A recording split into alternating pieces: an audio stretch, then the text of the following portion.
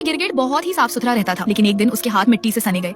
असल में वह गलती से दलदल में भटक आया था। गिरगिट बस जल्दी से जल्दी वहाँ से बाहर निकलना चाहता था, लेकिन अचानक उसे एहसास हुआ कि जिसके सहारे वह बैठा था वह टहनी धीरे धीरे दलदल में डूब रही है। गिरगिट झटपट टहनी के ऊपर की ओर कूद गया ताकि थोड़ा और समय मिल सके। उसी वक्त उसकी नजर दूर की एक टहनी पर पड़ी। उसने अपनी लंबी जीभ निकाली और टहनी को पकड़ लिया। टहनी का सहारा लेकर वह धीरे धीरे किनारे की तरफ बढ़ा। आखिरकार वह जमीन पर पहुंच गया, लेकिन तभी अचानक एक बड़ा पत्थर दलदल में गिरा और छींटे उड़ते ही गिरगिट फिर गंदा हो गया। अब उसने सोचा कि कहीं नहाने की जगह खोजी जाए, लेकिन जैसे ही उसने कदम बढ़ाया पाया कि उसके पैर पेड़ की गोंद में फंस गए हैं। गिरगिट ने अपनी जीभ से एक टहनी पकड़कर जोर लगाया ताकि खुद को छुड़ा सके, मगर नाकाम रहा। उसकी हलचल से टहनी पर लगे फल गिरने लगे। गिरगिट ने पूरी ताकत लगाई। आखिरकार वह गोंद से मुक्त हो गया, लेकिन अब उसका असली रंग मिट चुका था और वह बहुत गंदा लग रहा था। उसी समय जंगल में बारिश शुरू हो गई। गिरगिट बेहद खुश हुआ। उसने बरसात के पानी से अपने शरीर को धो डाला। कुछ ही देर में वह फिर से साफ और चमकदार हो गया।